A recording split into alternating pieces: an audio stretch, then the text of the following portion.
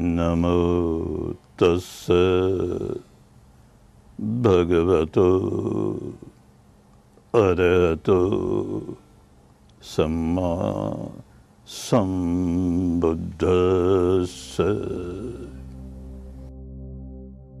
प्रस्तुत जीवन झांकी में भगवान बुद्ध के जीवन का संक्षिप्त विवरण है।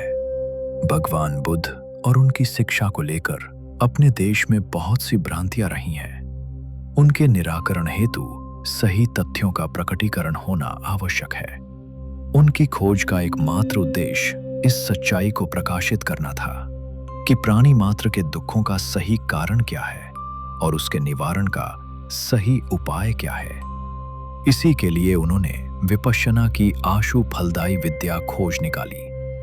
इसमें शरीर पर होने वाली संवेदनाओं के अनित्य स्वभाव को जानकर समता में स्थित रहना सिखाया जाता है। इस विद्या ने उन दिनों से लेकर आज तक अनगिनत लोगों को सभी प्रकार के दुखों से मुक्त किया है।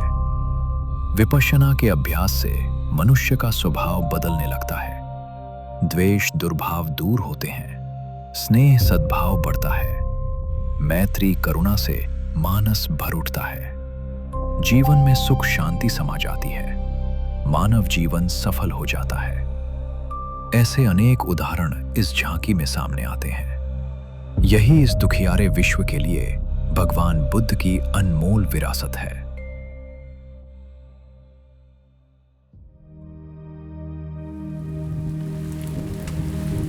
भगवान जेठ वन में केवल वर्षावास में ही 4 महीने रहते थे। बाकी समय भिन्न भिन्न स्थानों में धर्मचारिका करते थे। उस समय जेठ वन बिहार में सूनापन छा जाता था। इसे देखकर सृष्टि अनाथ पिंडक को बड़ा कष्ट होता था, पर क्या करता।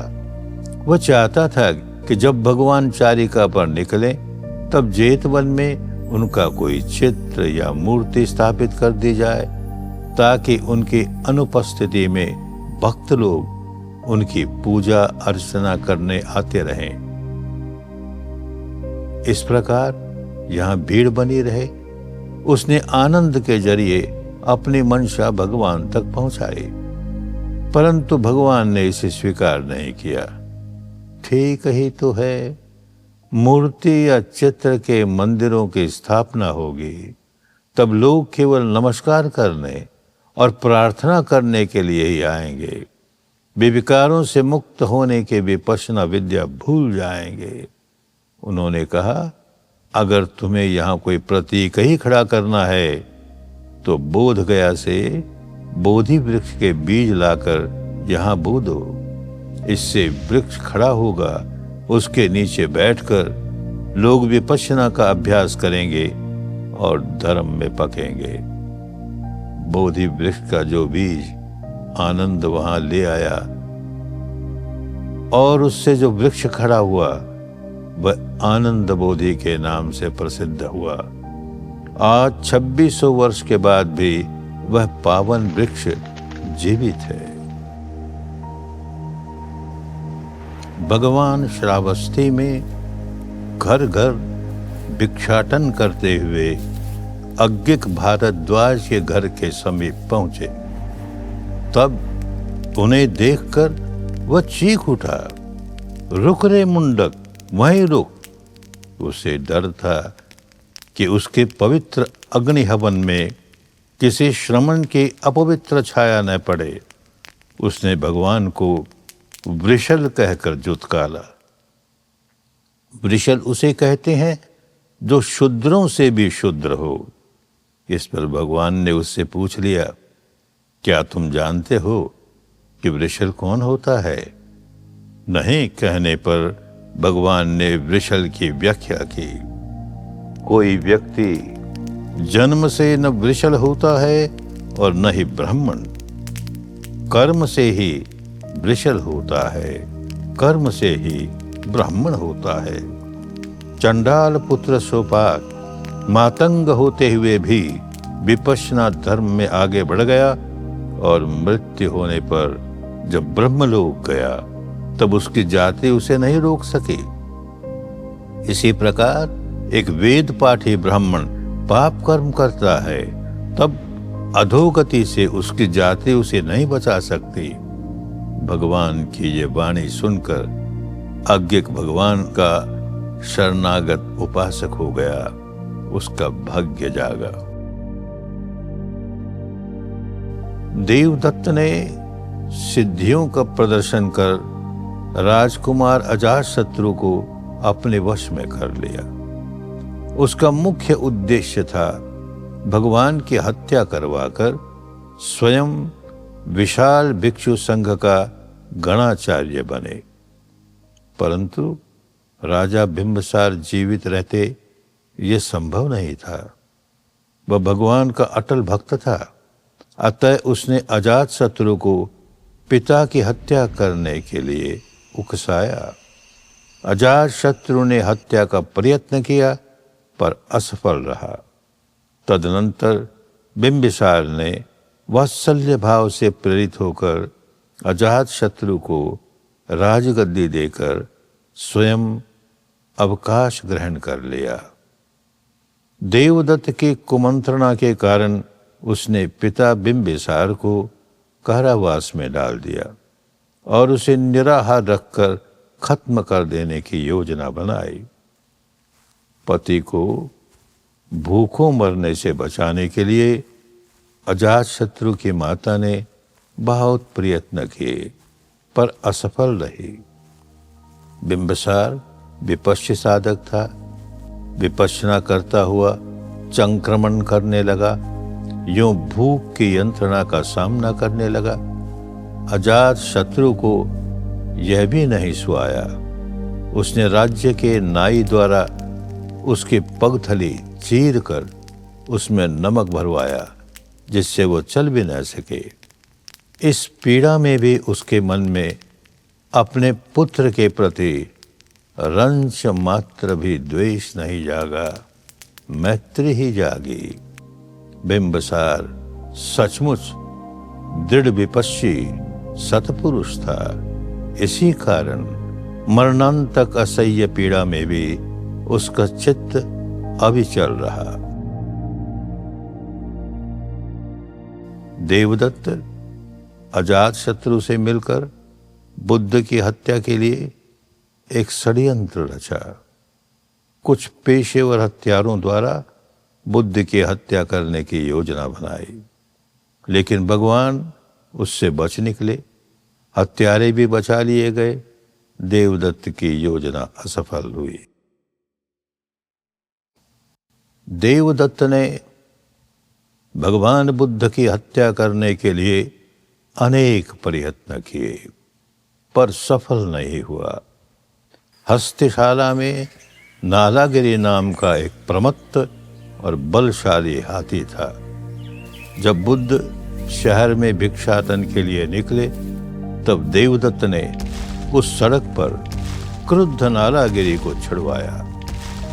नालागिरी सूंड उठाए, दोनों कान फड़फड़ाते चिंघाड़ते हुए भगवान की ओर दौड़ चला। भिक्षुओं ने भगवान से सड़क छोड़कर हट जाने का निवेदन किया, परंतु भगवान निडर, निष्कंप, शांत चित्त से सड़क पर आगे बढ़ते ही चले गए। उनके मन में क्रोध से व्याकुल हाथी के प्रति करुणा का फव्वारा फूटा। उस मैत्री की शीतल धारा की बौछार उस पर गिरने लगी। वह शांत हो गया। भगवान के सामने जाकर उसने अपनी सूंड नीची कर ली और घुटने टेक दिए। भगवान ने वात्सल्य भाव से अपनी हथेली से उसका कुंभ थपथपाया। वह पुलकित हो गया। उसने भगवान के चरणों की धूल अपनी सूंड से उठाई और उसे अपने सिर पर बिखेरते हुए वहां से उठ खड़ा हुआ और चला गया। नालागिरी धन्य हुआ। भगवान बुद्ध की हत्या करवाने में असफल हो जाने पर देवदत्त ने निश्चय किया कि वह स्वयं हत्या करेगा।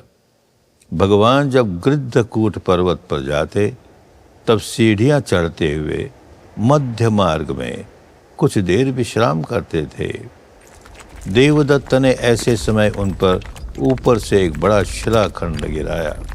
शिलाखंड ऊपर ही किसी दूसरे शिलाखंड से टकराकर वहीं रुक गया, परंतु उसकी एक पपड़ी टूटकर भगवान के पैरों पर आ गिरी और घाव कर दिया। उस चोट को भगवान ने समतापूर्वक सहन किया।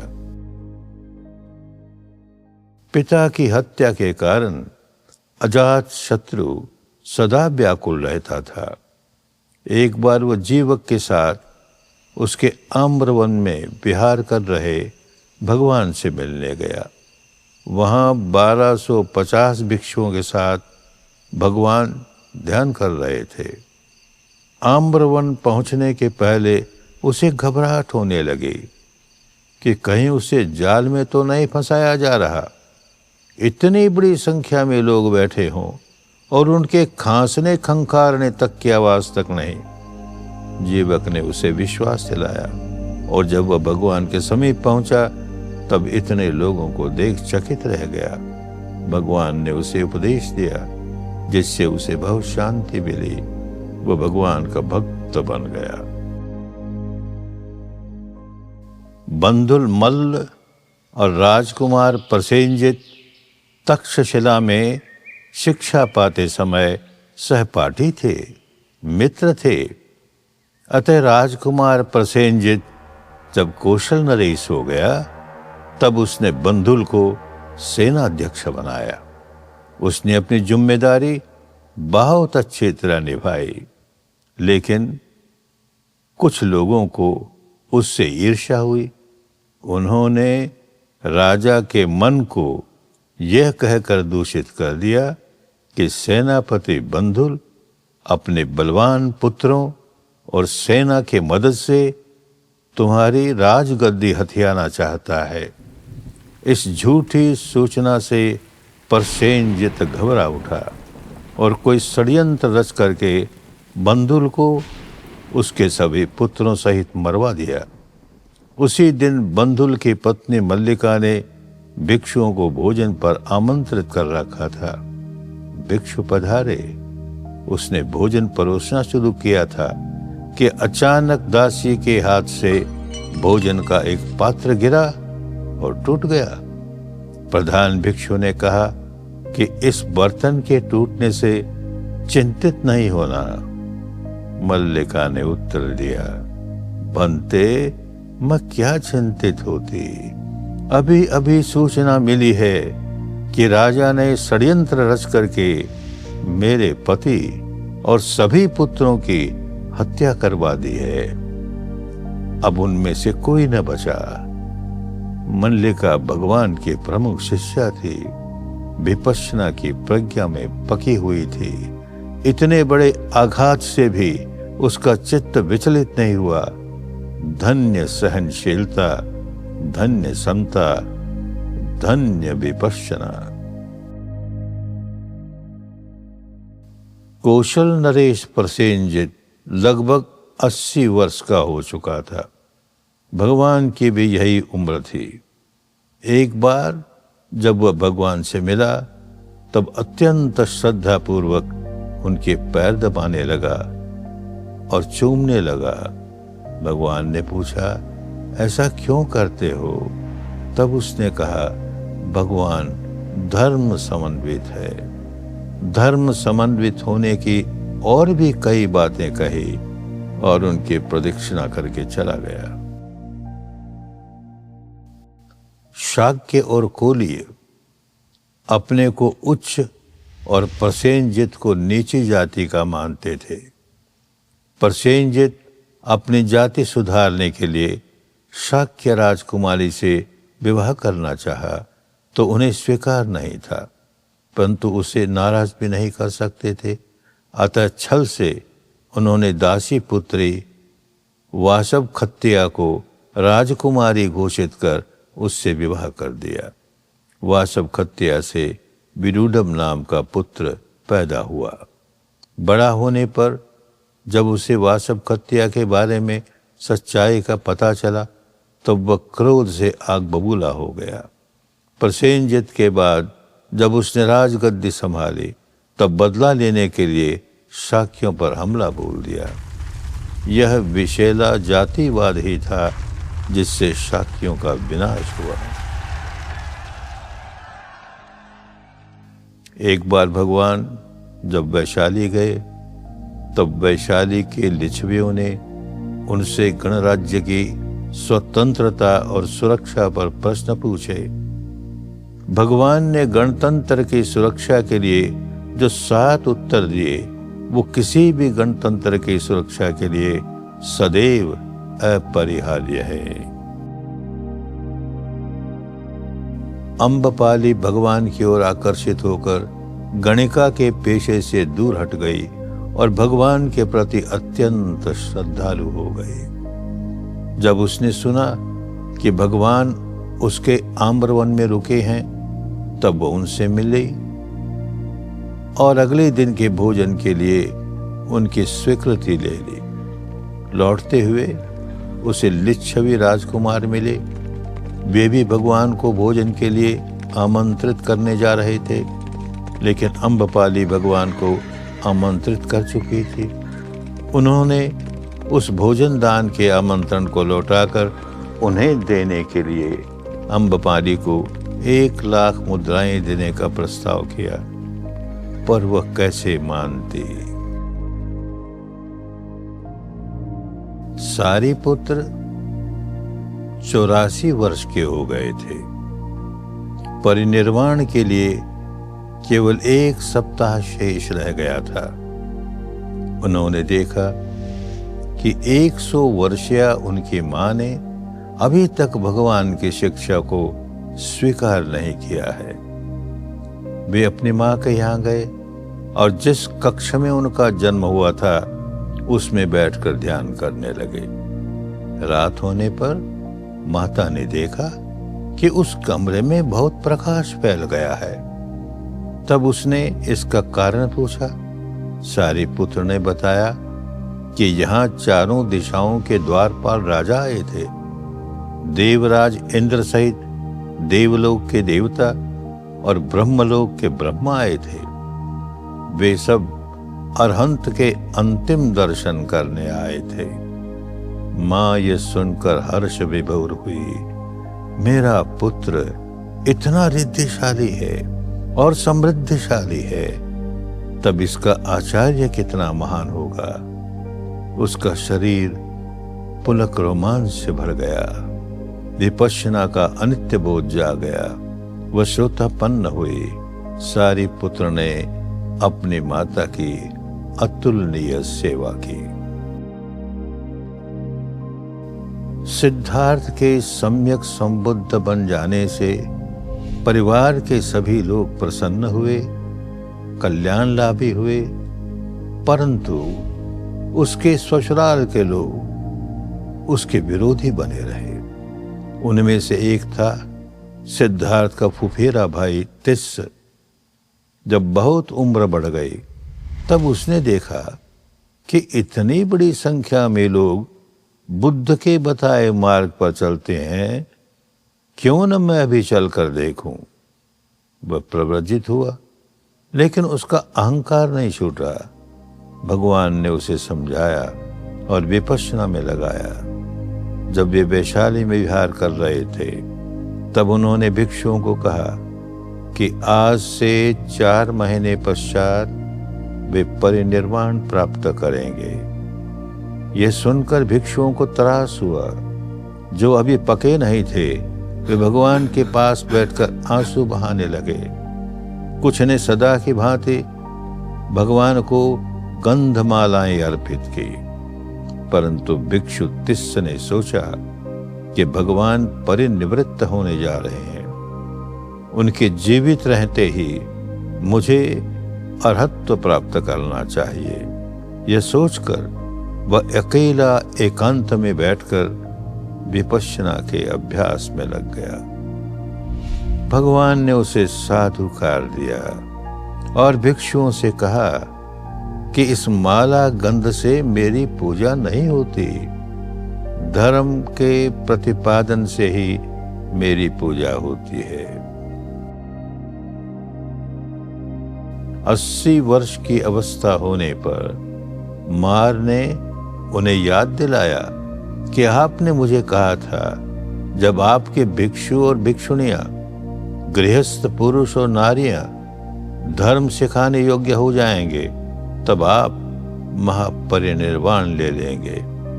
अब समय आ गया है, आपकी इच्छा अनुसार धर्माचार्य तैयार हो गए हैं, आपको परिनिर्वाण ले लेना चाहिए। तब भगवान ने महापरिनिर्वाण लेने का निर्णय किया। परिनिर्वाण की रात भगवान कुशीनारा नगर के बाहर एक जुड़वा साल वृक्ष के नीचे लेटे हुए थे। लोग उनको नमस्कार करने आते थे। सुभद्र परिव्राजक उनसे धर्म सीखना चाहता था। आनंद ने उसे रोका कि यह उनके महापरिनिर्वाण का समय है, कैसे धर्म सिखाएंगे। भगवान ने उनकी बात सुनी। तब आनंद को रोका और सुभद्र को बुलाया, उसे थोड़े में धर्म समझाया। आगे जाकर वह विपश्यना साधना करता हुआ मुक्त अवस्था तक पहुंचा। भगवान के महापरिनिर्वाण होने के कुछ ही समय पहले आनंद ने भगवान से पूछा कि परिनिर्वाण के बाद हम आपके भौतिक शरीर का किस प्रकार सम्मान करेंगे। भगवान ने कहा कि दाह क्रिया के पश्चात जो देह धातु बचेगी उन्हें किसी स्तूप में सन्निधानित करें। साधारण लोग वहां श्रद्धा पूर्वक पत्र पुष्प चढ़ाकर पुण्यलाभी होंगे, लेकिन तुम जैसे साधकों को वहां ध्यान करने का लाभ उठाना चाहिए।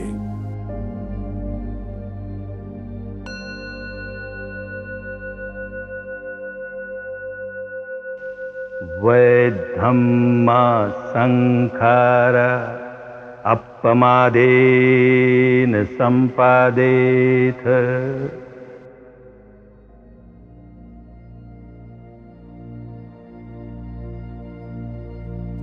भगवान के महापरिनिर्वाण के 3 माह बाद महाकाश्यप ने राजगीर में 500 अरहंत भिक्षुओं को लेकर प्रथम संगायन आयोजित किया। इसमें सम्मिलित होने वाले सभी भिक्षु अरहंत थे। संगायन में आनंद की उपस्थिति आवश्यक थी। आनंद पिछले अनेक वर्षों से भगवान के निजी सेवक के रूप में रहने के कारण उनके सारे प्रवचन सुने और उन्हें याद कर लिया था। आनंद श्रोतापन्न थे, अतः संगायन में भाग नहीं ले सकते थे, परंतु रात भर परिश्रम करके वे अनंत हुए। यह 500वें भिक्षु की संख्या पूरी करके दूसरे दिन प्रातः प्रारंभ होने वाले सम्मेलन में सम्मिलित हुए। दूसरे संगायन के समय भिक्षु संघ के 2 टुकड़े हो चुके थे। भगवान ने भिक्षुओं के लिए जो नियम निश्चित किए थे उनको अस्वीकार करते हुए अनेक भिक्षुओं ने अपना अलग संगायन किया, परंतु जो परंपरावादी भिक्षु थे उन्होंने विनय के नियमों में कोई परिवर्तन न करके राजा कालाशोक के संरक्षण में द्वितीय संगायन किया। इसमें 700 भिक्षुओं ने भाग लिया। यह बुद्ध के महापरिनिर्वाण के 100 वर्ष बाद हुआ। कलिंग युद्ध की दर्दनाक तबाही देखकर सम्राट अशोक का हृदय बदल गया। तब वह भगवान बुद्ध की शिक्षा के संपर्क में आया। फिर बैराठ जाकर आचार्य उपगुप्त से विपश्यना सीखी। तब उसने यह निर्णय किया कि अब वह युद्ध करके किसी राज्य को जीतने का काम बिल्कुल नहीं करेगा। देश की रक्षा के लिए उसने भारत की पश्चिमी सीमा पर एक मजबूत किला बनवाया और बहुत बड़ी संख्या में सेना स्थापित की। यह किसी देश पर हमला करने के लिए नहीं, बल्कि सुरक्षा के लिए थी। अब वह किसी को जीतेगा तो धर्म से ही, प्यार से ही। इसीलिए तीसरा संघायन करके उसने पड़ोसी देशों को सद्धर्म भेजा, विपश्यना भेजी। इसका प्रभाव पड़ोसी देशों पर इतना गहरा पड़ा कि वे आज तक उसे एक आदर्श राजा मानते हैं। वह सही माने में हृदय जीतने वाला सम्राट बना। अशोक के बाद 100 वर्ष बीतते बीतते दुर्भाग्य से देश में त्रिपिटक को कंठस्थ रखने वाले भिक्षु नहीं रह गए, विपश्यना सिखाने वाले आचार्य भी न रह गए। वे अपनी जान बचाकर पड़ोसी देशों में भाग गए। इस कारण यहाँ अशोक के संरक्षण में जो तीसरा संघायन हुआ वह भारत का अंतिम संघायन था। सम्राट अशोक को कलिंग युद्ध के कारण बहुत क्षोभ हुआ। वह भगवान की शिक्षा की ओर मुड़ा, परंतु विपश्यना साधना का अभ्यास करने के लिए वह राजस्थान के बैराट पहुंचा। वहां आचार्य उपगुप्त से विपश्यना सीखी। परिणाम स्वरूप वह श्रोतापन्न हुआ। सम्राट अशोक के संरक्षण में तीसरी धर्म संगीति आचार्य मोग्गलीपुत्र तिस्य की अध्यक्षता में संपन्न हुई। इस संगायन के पश्चात भगवान की शिक्षा भिन्न भिन्न देशों में भेजी गई। सोन और उत्तर, दक्षिणी बर्मा और पश्चिमी थाईलैंड की पुण्य भूमि गए। बर्मा में बुद्धवाणी और विपश्यना दोनों शुद्ध रूप में वर्तमान समय तक कायम रखे गए। उनकी माता विदिशा देवी राजकुमार अशोक से ब्याही गई, लेकिन वह पाटलिपुत्र नहीं गई। उसने अपने पुत्र कुमार महेंद्र और कुमारी संघमित्रा को वहां भेजा। दोनों ने सम्राट अशोक के गुरु भदंत मोग्गलीपुत्र तिस्य से धर्म सीखा और भिक्षु महेंद्र अरहंत अवस्था को प्राप्त हुआ। अशोक ने संघमित्रा का विवाह कर दिया था, वह अरहंत नहीं हो पाई। अशोक ने अब अपने पुत्र भिक्षु महेंद्र को श्रीलंका में धर्म फैलाने के लिए भेजा। उस समय के श्रीलंका के राजा प्रियदर्शी तिस्य ने अरहंत महेंद्र को हर प्रकार की सहायता की। उसने सम्राट अशोक से भगवान के शरीर धातु मंगाई, जिन्हें श्रीलंका में सम्मान पूर्वक स्तूप बनाकर उसे सन्निधानित किया गया। अरहंत महेंद्र का शरीर शांत होने पर उसकी अस्थियां भी एक स्तूप बनाकर रखी गई। ये दोनों स्तूप श्रीलंका में आज तक कायम हैं। जब अरहंत महेंद्र श्रीलंका में धर्म सिखाने में बहुत सफल हुआ, तब वहां के राजमहलों की महिलाओं ने भी प्रव्रजित होकर साध्वी बनना चाहा। इसलिए अरहंत महेंद्र ने संघमित्रा को बुलवाया। तब तक संघमित्रा का चौथा पुत्र 7 वर्ष की अवस्था में प्रवर्जित होकर धर्म के अध्ययन में लग गया था। संघमित्रा प्रवर्जित हुई और श्रीलंका से मांग आने पर वहां धर्म सिखाने पहुंची। चौथा संगायन ईस्वी पूर्व 29 में श्रीलंका के राजा वट्टगामने के संरक्षण में भदंत महारक्षक की अध्यक्षता में 500 त्रिपिटकधर भिक्षुओं द्वारा सकुशल संपन्न किया गया। इस संगायन में मूल बुद्धवाणी को वहां ताड़ पत्थरों पर लिख दिया गया ताकि वह शुद्ध रूप में बची रहे। इस कारण चौथा संगायन परम कल्याणकारी सिद्ध हुआ। लगभग 1000 वर्ष पूर्व भारत के लगभग सभी परंपराओं में न्यूनाधिक दूषण समा गया। सद्धर्म भी उससे नहीं बचा। ये गंदगी बिहार, बंगाल, मणिपुर और आसाम होती हुई बर्मा में भी प्रवेश कर गई। उस समय की राजधानी पगान इस गंदगी का केंद्र बन गई। दक्षिण के मौन राज्य में त्रिपिटक और विपश्यना दोनों शुद्ध रूप से कायम रही। वहां के एक अरहंत धम्मदस्सी पगान आए और राजा अनिरुद्ध को भगवान की असली शिक्षा का बोध कराया। तब से दूषित हुए सद्धर्म में सुधार हुआ। 2400 विशिष्ट विद्वान भिक्षुओं द्वारा 5वां संगायन बर्मा में संयोजित किया गया। तत्कालीन बर्मी नरेश मिंडोमिन के संरक्षण में और बदंत महाथेर जागराभिवंश, बदंत महाथेर नरिंदाभिदज और बदंत महाथेर सुमंगल स्वामी की अध्यक्षता में इस संगायन का आयोजन किया गया। इस संगायन में सारी बुद्धवाणी संगमरमर की शिला पट्टियों पर खुदवाई गई ताकि वह चिरस्थायी रहे। इस संगायन में एक महत्वपूर्ण घटना यह घटी कि इसमें एक प्रकांड पंडित युवा भिक्षु बदंत न्याणध्वज सम्मिलित हुए। वे संपूर्ण बुद्धवाणी में भी पारंगत थे और पठिपत्ति में भी।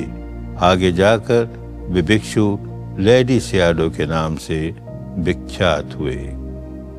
उन्होंने एक महत्वपूर्ण काम ये किया, जो विद्या केवल भिक्षुओं तक सीमित थी उसे गृहस्थों के लिए सुलभ बना दिया और सयाते जी जैसे उत्कृष्ट गृहस्थ को पारंगत कर आचार्य के पद पर स्थापित किया। विपश्यना आचार्य एवं पाली के प्रकांड विद्वान भदंत लेडी सियाडो बहुत दूरदर्शी थे। उन्होंने विपश्यना का दरवाजा गृहस्थों के लिए खोल दिया और गृहस्थ आचार्य परंपरा को पुनर्स्थापित किया। छठी संगीति। यह संगायन बर्मा के प्रधानमंत्री ऊनू की संरक्षता में 17 मई सन 1954 में रंगून में आयोजित हुआ। इसमें आसपास के बुद्धानुयायी देशों और म्यांमार के कुल मिलाकर 2500 विद्वान भिक्षुओं ने भाग लिया। क्योंकि इस वर्ष भगवान बुद्ध के परिनिर्वाण के 2500 वर्ष पूरे हुए थे, तब तक मुद्रण कला प्रसिद्धि पा चुकी थी। इसलिए सारी बुद्धवाणी, अट्टकथा और टीकाओं को बर्मी लिपि और पाली भाषा में मुद्रित किया गया। भदंत लेडी सियाडो ने सयाते जी को विपश्यना सिखाई। उसमें उन्हें पारंगत किया और विपश्यना का आचार्य घोषित कर दिया। सयाते जी ने गृहस्थ आचार्य के रूप में एक आदर्श भूमिका निभाई। आचार्य सयाते जी के पश्चात पूज्य उबाखिन विपश्यना के गृहस्थ आचार्य हुए। उन्होंने विदेशी गृहस्थों को भी विपश्यना सिखाई। उन्होंने अपने प्रमुख शिष्य श्री गोयनका जी को आचार्य बनाया और उनके माध्यम से बुद्धवाणी तथा विपश्यना को भारत भेजा। विपश्यना लौटाकर भारत के ऋण को चुकाने की एवं भारत सहित विश्व भर में विपश्यना के प्रसार की अपनी धर्म कामना पूरी करने के लिए गुरुदेव सयाजी उबाखिन ने मुझे विपश्यना आचार्य नियुक्त किया। उनके निर्देशों के अनुसार मैं विपश्यना एवं बुद्धवाणी भारत में लेकर आया। उन्होंने मेरी धर्म पत्नी इलायची देवी को भी मेरी सहायता करने के लिए कहा। आज विपश्यना विश्व भर के 80 से अधिक देशों में लगभग 150 स्थायी निवासीय केंद्र तथा उससे भी कहीं अधिक अस्थायी शिविर स्थलों पर दिखाई जा रही है। भारत की इगतपुरी नगरी में विपश्यना विशोधन विन्यास की स्थापना हुई। इस संस्था ने संपूर्ण त्रिपिटक, अट्ठकथाओं, टीकाओं और अनुटीकाओं के 140 ग्रंथों को नागरी लिपि में प्रकाशित कर निःशुल्क बांटा। फिर सीडी रोम में देवनागरी, रोमन, सिंहली, बर्मी, थाई, कंबोडियन और मंगोलियन इन 7 लिपियों में सारा साहित्य निवेशित किया। तत्पश्चात कन्नड़, तेलुगु, गुजराती आदि अन्य लिपियों में भी निवेशित कर इंटरनेट पर प्रकाशित कर दिया, ताकि इन सभी भाषाओं के लोग नेट पर बुद्धिवाणी का अध्ययन कर सके। आओ विपश्यना के 10 दिवसीय शिविर में सम्मिलित होकर इस विद्या का अनुभव करें। आपके जीवन को भी सुख शांतिपूर्ण बनाए और सारे समाज को भी सुख शांतिपूर्ण बनाए। सबका मंगल हो। श्री सत्यनारायण गोयनका जी। भवतु सर्वमंगलं, भवतु सर्वमंगलं, भवतु सर्वमंगलं।